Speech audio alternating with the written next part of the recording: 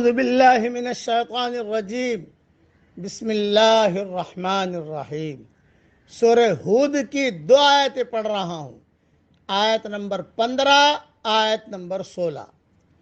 من کان یرید الحیاۃ الدنیا وزینتہا نوفی الیہم اعمالہم فیہا وہم فیہا لا یبخسون۔ جو لوگ دنیا کی زندگی اور اس کی زینت چاہتے ہیں، ہم ان کے اعمال کا بدلہ دنیا ہی میں دے دیتے ہیں اور اس میں ان کے ساتھ کوئی کمی نہیں کی جاتی۔ اولئک الذین لیس لہم فی الآخرۃ الا النار۔ یہی لوگ ہیں جن کے لیے آخرت میں آگ کے سوا کچھ نہیں ہے۔ وَحَبِطَ مَا صَنَعُوا فِيهَا وَبَاطِلٌ مَا كَانُوا يَعْمَلُونَ۔ انہوں نے دنیا میں جو کچھ بنایا تھا وہ برباد ہوا اور خراب ہوا جو انہوں نے کمایا تھا۔ تشریح بہت دھیان سے سنیے۔ دین کی 2 قسمیں ہیں، ایک ملاوٹی دین، دوسرا بے آمیز دین۔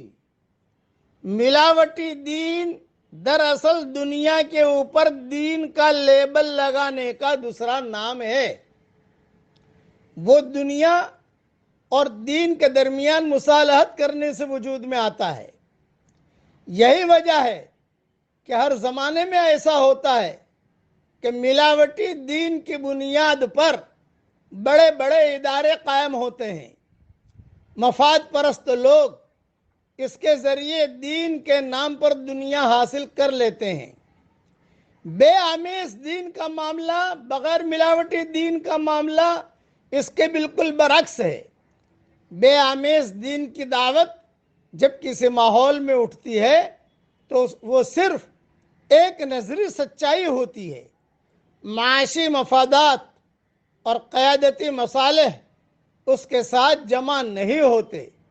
ایسی حالت میں جو لوگ ملاوٹی دین کے نام پر عزت اور مقام حاصل کیے ہوئے ہوں، ان کے سامنے جب بے آمیز دین کی دعوت آتی ہے تو وہ سخت متوحش ہوتے ہیں، کیونکہ اس کو اختیار کرنے کی صورت میں انہیں نظر آتا ہے کہ تمام دنیاوی چیزیں ان سے چھن جائیں گی۔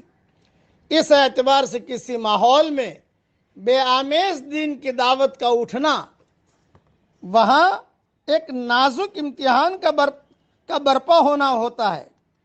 ایسے وقت میں جو لوگ دنیا کی عزت اور دنیا کے مفادات کو قابل ترجیح سمجھیں اور بے آمیز دین کا ساتھ نہ دیں، ان کی ساری دوڑ دھوپ دنیا کے خانے میں چلی جاتی ہے، کیونکہ انہوں نے اس دین کا ساتھ دیا جس میں ان کے دنیاوی مفادات محفوظ تھے، اور اس دین کا ساتھ نہ دیا جس میں انہیں اپنے دنیاوی مفادات چھینتے ہوئے نظر آتے تھے۔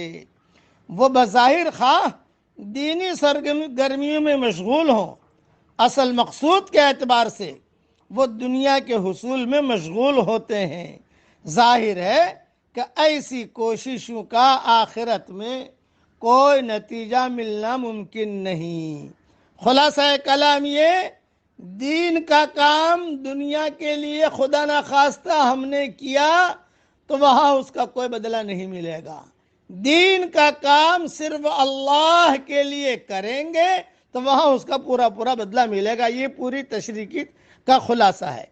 انہوں نے اگرچہ اپنی سرگرمیوں کو دین کے نام سے موسوم کر رکھا تھا، وہ اپنے قومی میلوں کے اوپر جشن دین کا بورڈ لگاتے تھے، وہ اپنی قومی لڑائیوں کو مقدس جنگ کا نام دیتے تھے، وہ اپنی قیادتی نمائش کو دینی کانفرنس کہتے تھے، وہ اپنی سیاسی ہنگاموں کو مذہب کی اصطلاحات میں بیان کرتے تھے، وہ اپنے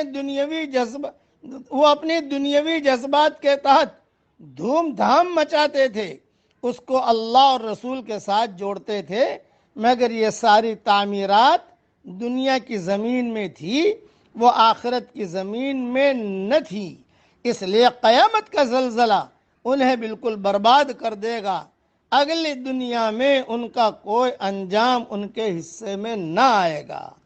ایک جملہ اور سن لیجئے، جب حقیقی دین ختم ہو جاتا ہے تو دھوم دھام والا دین باقی رہتا ہے۔ دھوم دھام دھوم دھام دھوم دھام، سمجھو کہ اس کے اندر سے روح نکل گئی ہے۔ جو حقیقی دین ہوتا ہے وہاں دھوم دھام نہیں ہوتا، وہاں تو کام ہوتا ہے، آدمی کام کرتا ہے۔ اللہ تعالی حقیقی دین ہم سب کو عطا فرمائے، اور آمیزش والا دین، ملاوٹی دین سے اللہ تعالی ہم سب کی پوری پوری حفاظت فرمائے۔ آمین۔ وآخر دعوانا ان الحمدللہ رب العالمین۔